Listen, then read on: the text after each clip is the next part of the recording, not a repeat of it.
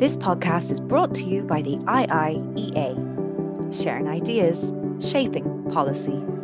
Good afternoon, everyone. My name is David Donoghue. You're very welcome to the IIEA webinar, which is part of the Development Matters series, a series which is sponsored by Irish Aid, the Irish Government's Programme of International Development Cooperation. This is the first event in the 2026 series. We're delighted to be joined today by Dr. Celeste Saulo, who's the Secretary General of the World Meteorological Organization. Dr. Saulo has been generous enough to take time out of her very intense schedule to speak to us, and we look forward very much to what she will be saying. Before I formally introduce her, I would like to hand over to Nuala O'Brien, who's the Irish Government's Climate Ambassador and who will make some opening remarks on behalf of Irish Aid. Nuala, over to you. Thank you, David. Can you hear me? Perfectly. Thank you. Thank you. And thank you all for joining today. I'm really, really honoured and delighted to welcome you to the first of the 2026 Development Matters lectures delivered by our partner, IIEA, and noting that we're actually in the 14th year of the series.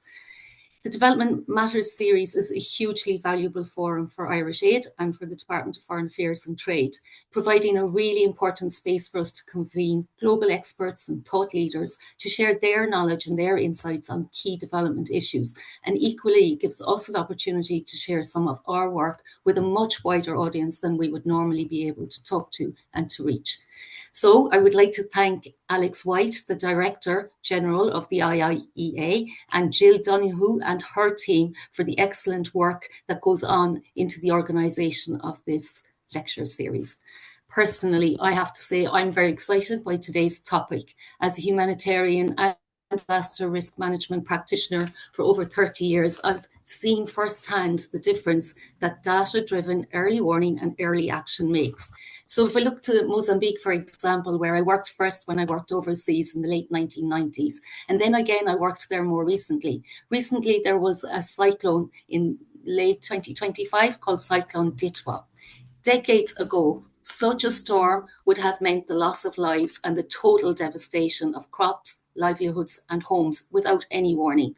This time, however, thanks to the cross-border data sharing and the community-led early warning systems, the farmers received an alert 48 hours before landfall.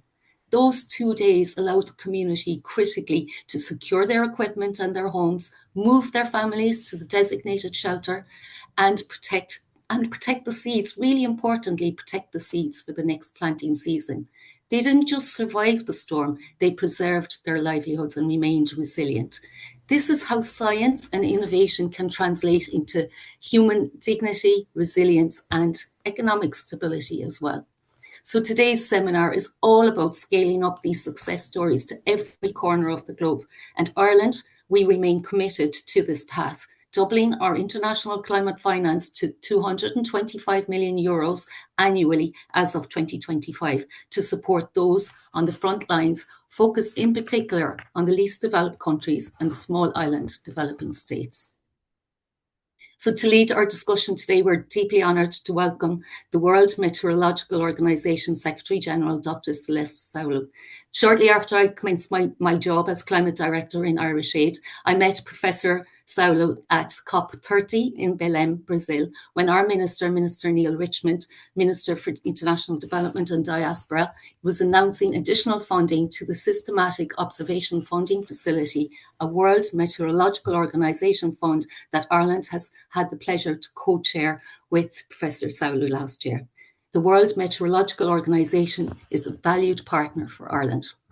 In the period when climate records continue to be broken on an almost monthly basis and extreme weather events are multiplying in frequency and severity, Ireland remains committed to the United Nations Secretary General's Early Warning for All initiative. We understand that for millions of people globally, the difference between a close call and a catastrophic loss is not just luck. It is data, it is information, it's a text message, it's a radio broadcast, or a community leader with a plan. As climate-driven extreme weather becomes our new reality, the transition from simply reacting to these disasters to building proactive, science-led resilience is one of the most vital missions of our time. This information provides support to the most climate vulnerable communities wherever they are in the world, in the developing countries, in the developed countries, and it helps communities to prepare, adapt, and ultimately save lives, livelihoods, culture, and biodiversity.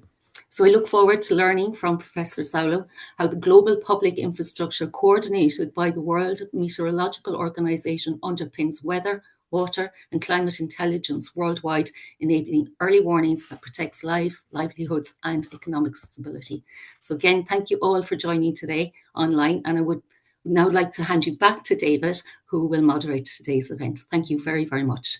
Thank you very much, Nuala, for those remarks. And I must say, I thought the Mozambique example was particularly interesting. And thank you very, very much for that.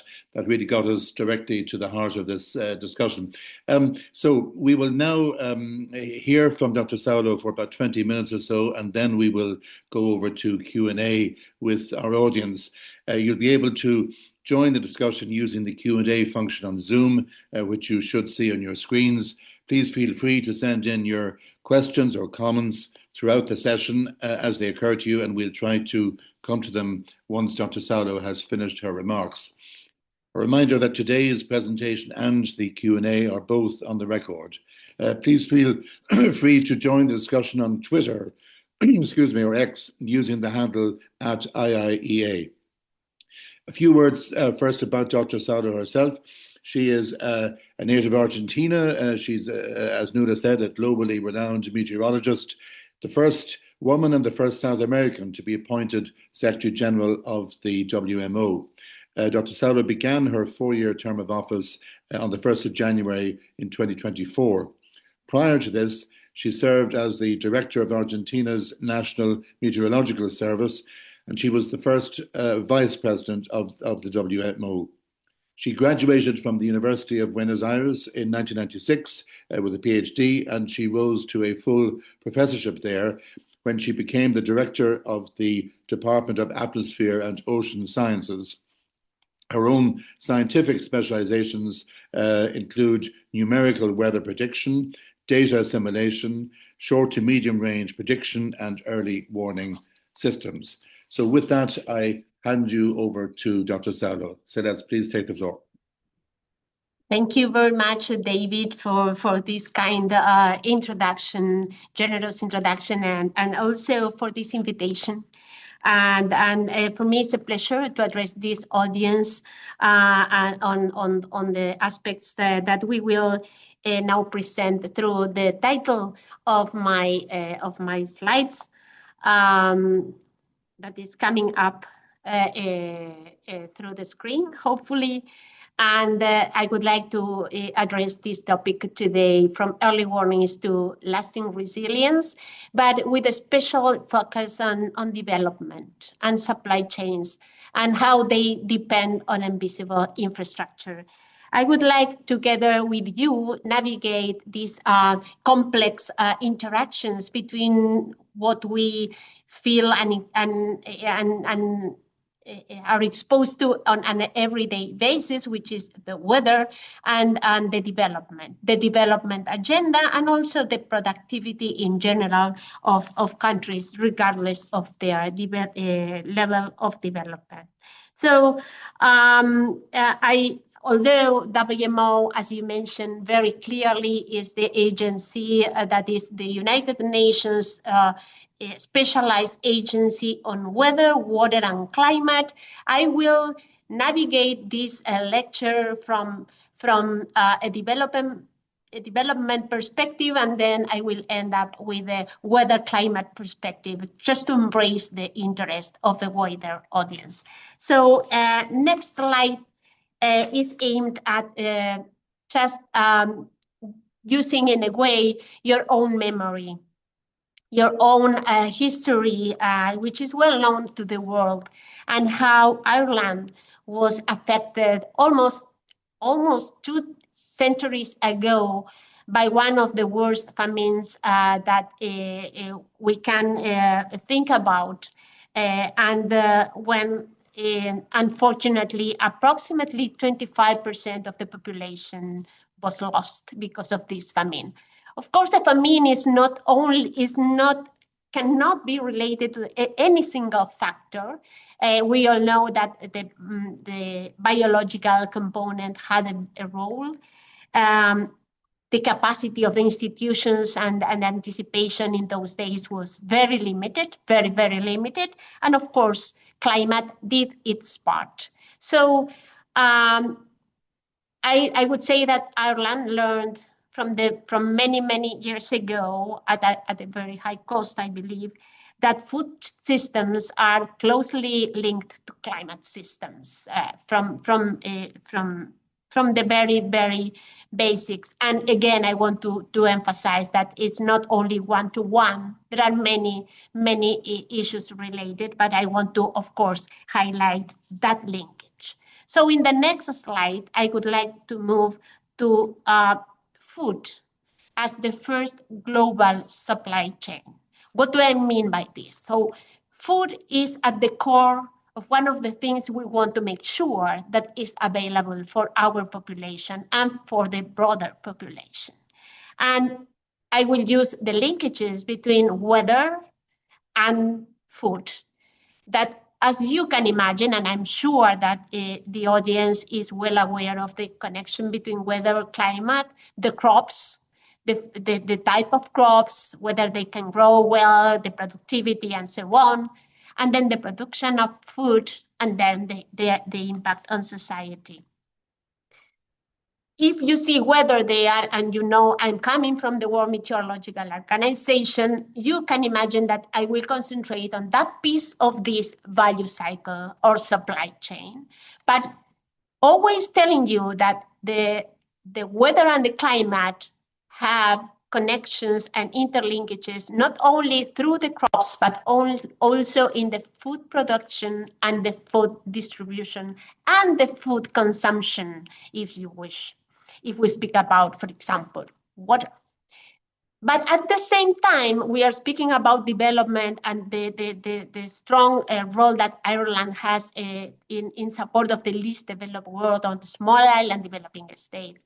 70% of the world's most vulnerable populations depend on agriculture. That's why I'm trying to put this example of food production at the core of this message.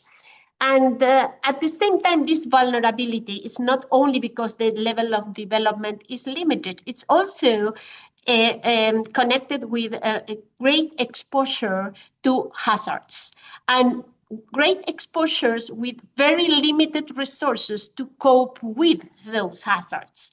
And unfortunately, also, these climate hazards hit food systems first. Let's think about a drought. Let's think about flood. In general, they affect people directly and their productivity and their livelihoods almost as directly as they do with people. So this is the first aspect I would like to highlight. And when I speak about weather, I would like to put all of us at the common stage. What do I mean by weather or weather intelligence, as it has been mentioned by Nuala Ambassador. When we speak about weather, we speak about three main pieces. One, data. We need data to understand what the weather is now. Data is the basis to prepare good forecasts. So the second element we need is forecast, because we need to anticipate what will happen. And we cannot do anything with data and forecast if we don't know how to relate this information to decision making. So it's not only about what the weather likes, as we like to say, but what the weather will do, how the weather will impact my particular activity, how the weather will impact people, their security, their safety, and or their productivity. So going to weather in the next slide, I'm just highlighting some weather climate-related information that really allow decision-making, support decision-making. So when we speak about food production, we speak about the need of having seasonal forecasts, 3 to 6 months in advance to know what will happen worldwide. At the same time, we need drought monitor systems. We need to know where scarcity will affect and how it will affect different communities. And on the other extreme, we need flood warnings. And these are just examples of tiny little amounts of information that the meteorological services provide nationally, regionally, and globally in a way that we believe supports those that need to take action. So that's why at the bottom of this slide, I'm speaking about forecasts to provide elements for anticipatory action. Forecasts themselves mean nothing if you don't ingest this information into the decision-making process. And that is where I want to put a lot of emphasis. So we are not speaking about abstract science. With this information, farmers decide when to plant, and how to prepare. And governments decide when to intervene if necessary, if they have a drought monitoring that alerts them. And then markets decide prices. So there are millions of euros in place at the same time that nature is driving weather. And that is something I think we need to think collectively how these pieces interlink. So I invite you to reflect on the following aspects that are highlighted in my next slide. How these products, and when I say products, I mean forecast products, data derived from meteorological observation or observing systems, including satellites, how these products leverage to enable early action. That is one question. The second question I would invite you to reflect on is what is happening in the developing world. Does the developing world have access to the same amount of information that the developed world? Is it enough? Is it close to be enough? Is it too far away from their needs? And how does WMO help to address the capacity gaps? So before moving into the next slide, I need a few seconds from your thinking just to reflect a little bit on this. And of course, I'm sure you can imagine that there are huge asymmetries in the world in terms of how they can access to weather and climate information. First, the data. Second, the quality of the forecasts. The forecast cannot be better than the data that is ingested into the forecasting systems. So it's a close connection there. So if you don't have enough data, the forecast probably will be weaker in the I would say the global south than it is in the developed world, where the information is more dense. And even if we speak about satellites, satellites cannot solve the lack of surface data that are taken by national meteorological and hydrological services. So these are the elements I want to bring to your attention, and at the same time, bringing your attention to what's the role of WMO. The role of WMO is we do not produce forecasts. We do not do the observations. What we do is to collect, to coordinate, to share, to standardize, to put normative work in a way that everyone has access to the highest quality and the highest amount of data possible. And with this, we hope we can enable different countries to develop their own capacities. And I will use the same example that the ambassador mentioned in terms of Mozambique, because certainly it's a very nice example to showcase the importance of global cooperation, national engagement, and science and innovation. So in my next slide, I will move to Mozambique and how they improve their early warning system. And the example that was provided by Nuala clearly depicts how Mozambique did a great job in the last, I would say, 10 years.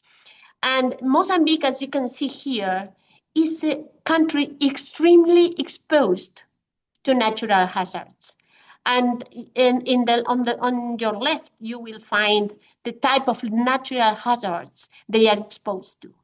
Most of them floods, followed by storms, then droughts, then landslides. Landslides usually are associated with heavy rains, continuous heavy rains that create landslides, and wildfires that usually are related to droughts. So I would say everything, all the disasters in Mozambique in the last 40 years have been related to essentially weather and climate.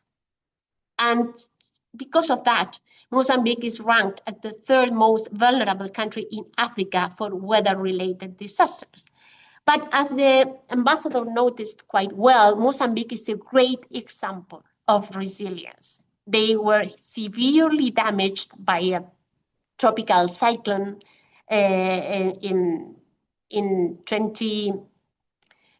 many times, I would say, from 2007 to 2014, and they started to prepare not to be surprised again by a tropical cyclone. By the way, tropical cyclones are being more frequent in this region of the world because of climate change and trends. So what we need to understand is that first, there are critical observational gaps in Africa in general and in Mozambique in particular. So we need to recognize these gaps in observations. There are also gaps in capacity because you need, as I mentioned before, more observations, ingest them in strong forecast systems. And so Early Warnings for All is an initiative that is globally driven, but has helped Mozambique to identify their gaps, establish a roadmap, and now having in place a new forecast system that is fully based on what we call impact-based forecast, in particular dedicated to floods, because floods are their main concern. So impact-based flood warnings that currently are available in Mozambique are the result of global cooperation, national engagement, WMO coordination mechanisms, UNDRR, other agencies of the UN system, ITU, Red Cross, and several players that really played together to be in this much better position that they are now. So this is a successful story about how we can collectively address an aspect that now is not completely based on the support received from other countries, but it's also combined with Mozambique government's priorities in terms of increasing their capacity. I would like then to move to the next slide, because I spoke about food systems at the very beginning of this talk, but I would invite you and I would invite you to consider if you can think of any activity in any modern supply chain that is not affected by weather or climate. And I'm sure that you will not find any activity. So what we see currently is that the same logic that we could apply to food security can be applied to all advanced economies and every single industrial process, from transportation, from industries, from logistics, green energy. whatever you can think of. It's modified, affected, impacted by weather and climate, in particular extremes weather. And I will also use an example that maybe it's also more linked to Ireland economy. And it's in the next slide. For example, the industrial supply chains that are connected with the pharmaceutical sector. You are pretty very strong country in your exportations are important in the pharmaceutical industry. It's a very strong industry that relies on many things. As I mentioned before, I'm not expected to be an expert on everything. I will put the emphasis where I want to put the emphasis. But in this industry, precision, timing, and stability matter. And it is a very complex, it's a complex line. But I would like to draw your attention into the interconnectivities of this industry with what happens in other parts of the world. So in the next slide, I would like to invite you to consider the storyline of the pharmaceutical industry. Where does the industry begin? And 70% approximately of the active pharmaceutical ingredients are produced in Asia. So you don't have monsoons in Ireland. You have monsoons in Asia. And what's happening with the monsoon? How you can use a seasonal forecast to see in advance if the monsoon will be stronger or weaker, or if it will move more to the east or the west. Typhoons also affect Asia, not Ireland. But in the end, this is a very complex industry that is relying on what is happening across the world. So it's a production that is energy and water intensive, and it's exposed to disruptions of many kinds, including climate, logistics, energy. And these disruptions upstream of this value chain, of course, can halt downstream production. So I think this example is quite evident for those that are producers, are economists. They have this very clear in their minds. I'm not so sure if they do understand the silent infrastructure of weather and climate information that lies behind the support of this huge, impactful industry. It's a global network of information that underpins the success of this important modern industry. And I would like to highlight that. So my next slide is a replication of the hidden value chain that is underpinning the success of any productivity or supply chain. And this is where WMO stands. The system behind the system. It's the connectivity between 193 countries all over the world that at the same time are making observations, are through their national meteorological and hydrological services. That data is exchanged on an operational basis. So now millions of data, as I speak to you, are being exchanged under this system. And thanks to this, we have the availability of very good global forecasts that then are translated into even better national and local forecasts. But here is where WMO is. But this infrastructure is not so evident for the billionaire productivity business case that I mentioned before. And that is why, for me, it's important to address an audience like yours. Because we need to take to understand and also to take collective action on something that is a public good. But it's given for granted, but it is not granted. And that is what I want to highlight. And at the same time, it's not granted, and it's unequally resourced, as you can imagine, in the least developed world, in the small island developing states, and even in the developing world, it is under-resourced. And there is where WMO needs to act, and where partnerships like we have with Ireland are so important.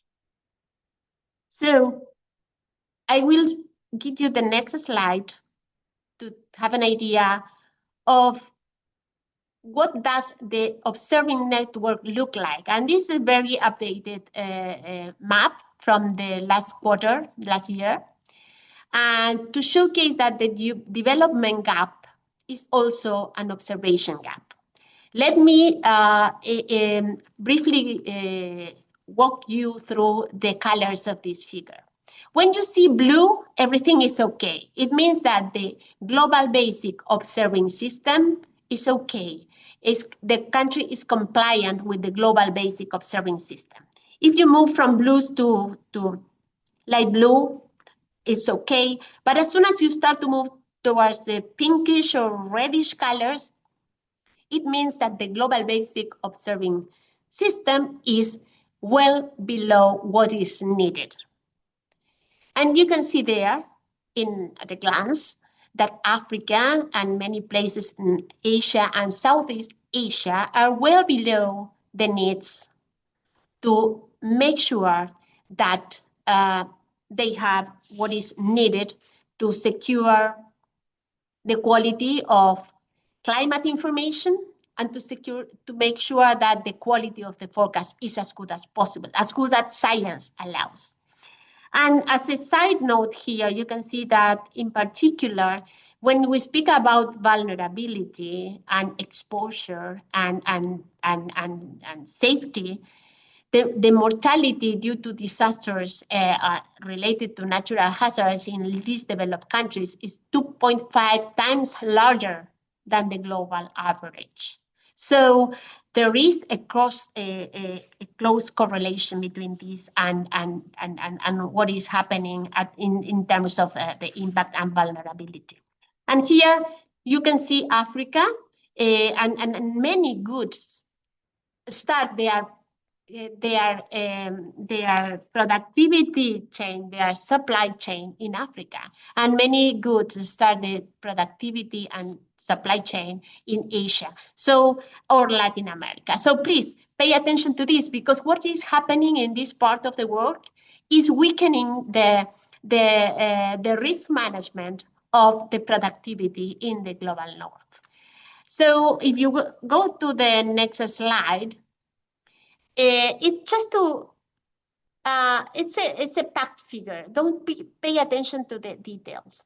But in the previous figure, I was trying to highlight the number of observations that we had at the station points, those observations that are done by meteorological services. But WMO also coordinates observations that are taken in different ways. These observations look like flight routes, and actually they are flight routes. The many air companies share the data that they take during the takeoff and during the flight, and then when they land. And this data is relevant for the forecasting system, for the global forecasting system. So this needs to be collected and shared in a common format. And again, here is where WMO has a role to make sure that this information coming from airlines is available to improve the quality of the global forecast. Again, you can see a great asymmetry here between the global north and the global south. So this is a pattern that, regardless of the observing system, you will find. So there is a risk in here, and an inherent risk in the supply chain of many goods because of the lack of information in many parts of the world. So there are initiatives in place. We are very proud of them. And I would like to start with the next slide to highlight one of those, which is an initiative that the ambassador mentioned is well supported by Ireland. And thanks to for your partnership on this. It's called the Systematic Observations Financing Facility, and it's aimed, as you can read there, to support countries with the most severe observation gaps. Prioritization on least developed countries and small island developing states. So far, 150 millions have been pledged to SOFF. 12 countries funded SOFF. Ireland was a chair in the last year and is actively involved, and more than $10 million have been deployed to this initiative by Ireland. So what does SOFF do? I would like to highlight very clearly. Supports the basic infrastructure at the national level to make sure that the observational gap is reduced. That is SOFF. Then we have other initiatives, and the example is CREWS on the next slide. CREWS is most on, I would say, the last mile. What does it mean, the last mile? And as I mentioned at the very beginning, you need data, you need forecasts, and you need to translate those forecasts for decision making. CREWS is more on the translation of forecasts for decision making. Again, concentrating in the least developed world and the small island developing states to create the capacity to translate the global forecast into something that is actionable for their communities, for their vulnerable communities. Again, multi-year projects, many countries, 75 countries so far being benefited by this initiative, 134 million US dollars, and many people being benefited thanks to this initiative. But then I have a few slides to end, and I want to highlight what is still missing between the basic observing system that we mentioned and we need to put there and the last mile. And what is still missing is that the global system needs sustained care. As I mentioned before, if the data is not placed into the common good and shared, it will not benefit the global good purposes. And so that is where WMO core business lies. And what is missing? Stewardship. What I mean by stewardship is recognizing that some systems are so fundamental to development and stability that our responsibility is to sustain them. And something that was born when WMO was created was born by and supported by countries. Currently, as you can see, not all the countries can do what is needed to maintain this global public infrastructure. So we are aiming at making sure that businesses and economic partners and member states and the private sector and the philanthropists understand that this is a very fragile infrastructure of data and forecast that needs to be guaranteed for the other businesses to really be successful. And that is why we created, on the next slide, what we call the WMO Commons, which is for us the logical next step. That is to make sure that we are able to sustain the critical infrastructure we are speaking about, protect its integrity, the neutrality, the trust, the availability, and to ensure its continuity, regardless political changes, regardless crisis regarding climate change. Regardless of whatever happens, we need to make sure that this is available, is strong, robust, and serve the purposes of the global common good. So that's why we launched last year the initiative of having the WMO Commons. And the next slide showcases how we envision to support what we believe is the logical next steps, and also combines perfectly with SOFF, which is the first mile, CREWS, which is the last mile, and that is the global component. And it has four pathways. As I mentioned, the global backbone is make sure that data is available, is shared, is improved, sustained, and optimized, what we call the pathway 1. Then there is another pathway 2, also related to the global bone, strengthening global data interoperability and prediction, make sure that the global forecasts are shared and are available for those that they need to make decisions.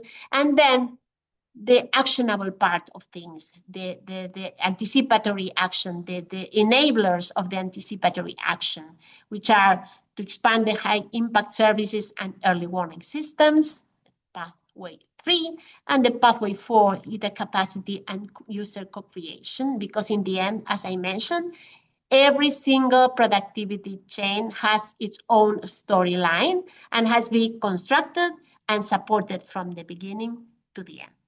With that, colleagues, I thank you very much for this opportunity to address you. And back to you, David. Presentation, which is thought-provoking and raises a lot of important questions. I really found it wonderful. There are a number of questions which I hope we'll be able to get to in the time available. Can I just begin with one of my own? You rightly, I think, present the work of WMO as involving a global public good, that you are in effect providing infrastructure and support which every country in the world must have in a kind of a universal and open way. But is that narrative or is that presentation catching on? I mean, do you find that governments are accepting that it is a global public good and has to be treated that way? I mean, I think we in Ireland would be very sympathetic to that, but I'm just wondering, are you getting a response internationally to presenting it that way?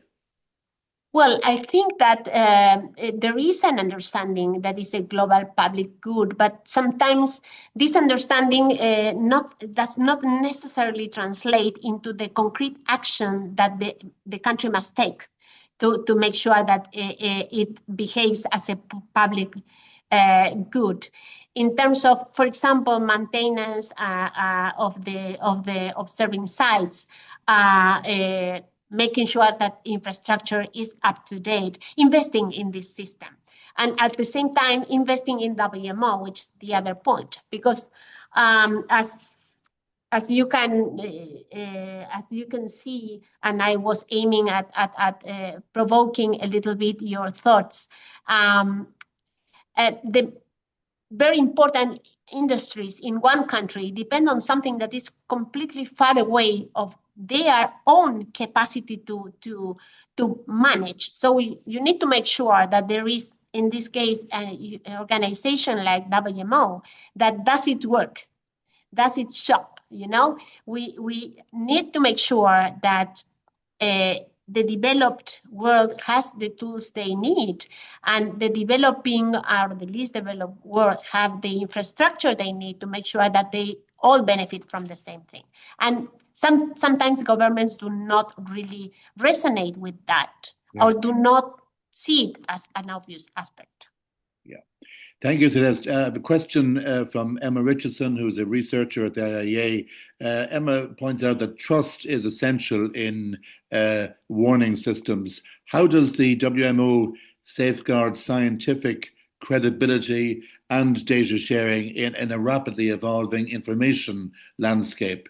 I suppose there are many questions around how to protect the integrity and reliability of the data you have. So what is your response to that? Well, certainly this is a very relevant question, and the systems that WMO supports are in a way designed to make sure that they are robust and reliable and operational 24/7. And that is a key aspect behind this. It must be 24/7. And that's why the global cooperation, again, is crucial, because WMO is not an operational agency.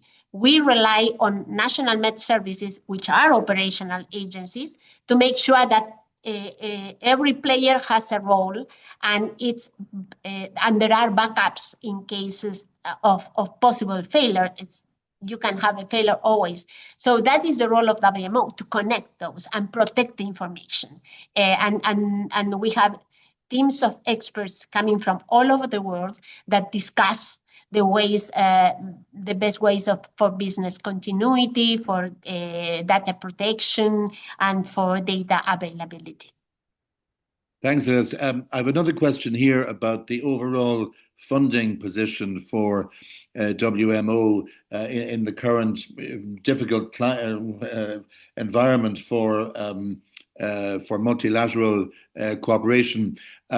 In particular, what impact has there been from the radical reduction in the funding for NOAA? That's the American Weather and Climate Intelligence Organization.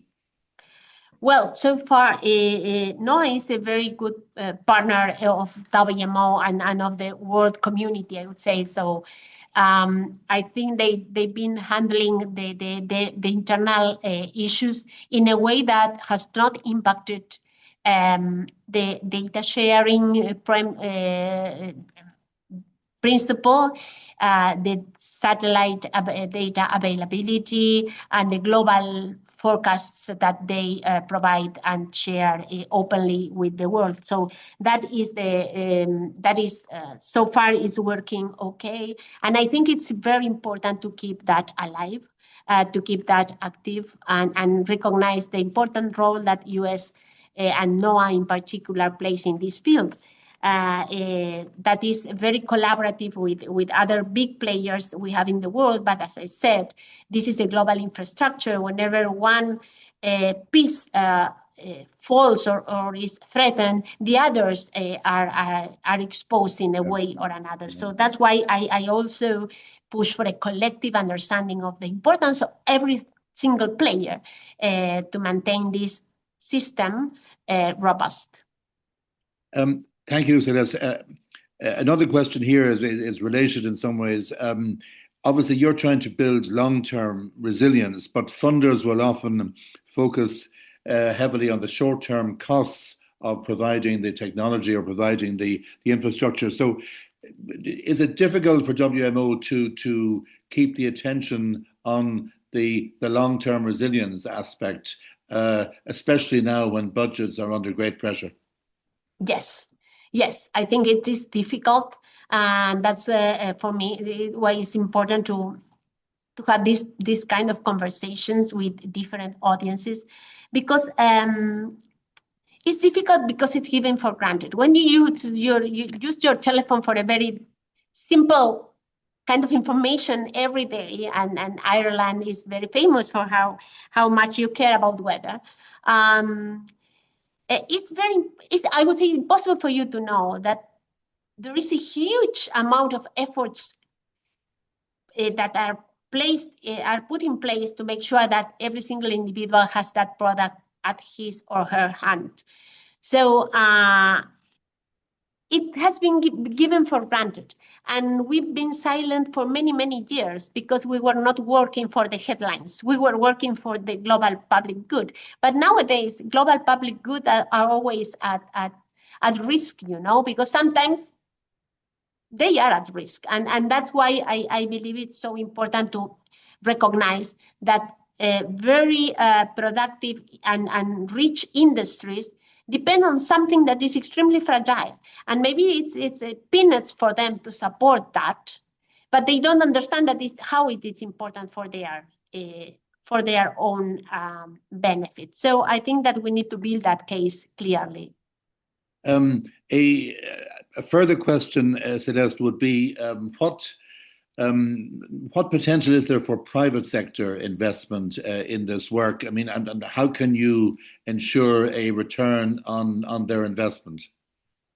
Well, certainly, I would say that the principle of return of investment has been shown in many areas. And approximately, we know that for every single dollar you invest, you may get out of 10 or 20. It depends on the type of business on investment. But again, sometimes it's not so directly linked to I will put 10, I will put 1, I will get 10. It's about what you avoid to lose, how you de-risk your investment. It's about understanding the game in a different way. De-risking your investment is something that gives you strength and is it's very I would say profitable. But you don't know sometimes how to de-risk. Well, climate information, climate intelligence, the risks many investments. So it's not a linear equation. You put X, you get Y. It's not like in a bank. But I think we need to make sure that without data, you cannot protect people. Without data, without shared data, because again, the quality of forecast in Ireland is quite high, but your economy relies on the quality of forecasts on the other extreme of the world, where maybe the quality is not so good. So how you can put that in your assessment of business productivity and business continuity in a way that you make sure that your investments take into consideration this risk and how to de-risk. That's why the WMO Commons, for me, is a good opportunity for the private sector to invest in something that will return certainty and de-risk their business. A question, Celeste, from Ciarán O'Donoghue, who is a researcher at the IIEA. What would you feel are the most critical investments that the LDCs and the SIDS need in order to close the gap that you were talking about? I would say that certainly the observing system is critical for them, but not only the land observing system. For small island developing states, I would say the ocean observing system. If you imagine an island in the middle of the Pacific Ocean, let's put it Vanuatu or Tonga or any of those, they are isolated tiny points in the middle of huge ocean. If you don't have good observations in the surrounding oceans, they are essentially blind to what will happen to them. That is on the short range, I would say, scales to make sure that they have, again, better forecast at a very high resolution for their small continental areas or land areas. But also the sea level rise. Their exposure to sea level rise is huge, and there we need more than just observing systems. We need to complement that with understanding and with resilience, and that is part of a much more complex environment, like the one of the famine in Ireland. Is not one element, many elements that are negative that combine, and we need to work across all of them. Thanks, Celeste. A question here about emerging technologies. What role do you see for AI in terms of the impact it can have on WMO's work? a lot. Actually, it has a strong impact. Now, for example, most of the global centers that produce forecasts provide machine learning models that provide forecasts that are almost the same quality as the traditional dynamical models. So AI is fully immersed in what we do, from data sharing, from data gathering, also for overlapping different kinds of data. And as you know, machine learning and analytics helps you combine these data sets in a way that makes sense for you to get more information, actionable information. So AI is part of every single part of the value chain of the meteorological side, from data to forecast to translation of forecast into actionable information. Celeste, you've been very, very generous with your time, and I think we can manage maybe two more questions there. They're quite small. One is, what role does local knowledge or traditional knowledge have in assessing climate risks? A very significant role, and I'm quite proud to recognize that there are many efforts, and in particular in our case through CREWS initiatives that work with small populations where you can reach out to this indigenous knowledge, because they understand very well the impacts, and they also understand how to be resilient. So it's about combining their knowledge with what science also can contribute, but in a very combined way. It's necessary to bring that knowledge at the same level, because they have the same level, and also because an early warning system will not reach people if they are not reached in a way that is understandable and resonates with their cultural values, with their way of thinking, and the local knowledge becomes a kind of crucial. I would say early warnings for all depends crucially on local knowledge. Well, in fact, the last question that I have, Celeste, relates to the Early Warnings for All initiative. What's your assessment of the progress that it has made so far? It has made incredible progress, and I would say that the main progress has to do with being so evident that the world needs this tool for better adapting. And that is kind of a very clear call. It's a call to action to countries, to UN system, and brings a clear action where you can anticipate to something you cannot change. So the hazard is there. What can you do? Well, prepare in advance to protect your people, to protect your livelihoods, to do something. So it's very clear, and it's a place where everyone can do something. So it has to be improved, of course, but it's possible. It's not so difficult. So we must improve the early warning system across the world. Thank you very, very much, Celeste. That was really a terrific Q&A session, and I'd like to thank you on behalf of everyone both for your initial presentation, the slides, and thank you also for the focus on Ireland and the relevance of what WMO is doing, for example, to our export performance, or the impact it has. So you've been a wonderful guest. We've learned a huge amount. There's a lot to follow up on, a lot to reflect on. You've given us a number of questions to think through. I found particularly interesting the links between weather and development, between climate forecasting and the achievement of development objectives, including the SDGs. And I know that is central to your work. I don't speak for Ireland, but I know that we value greatly the work that you do at WMO, and I'm personally very pleased to hear of the support that we've given so far. And I look forward to further interactions between you and the IIEA.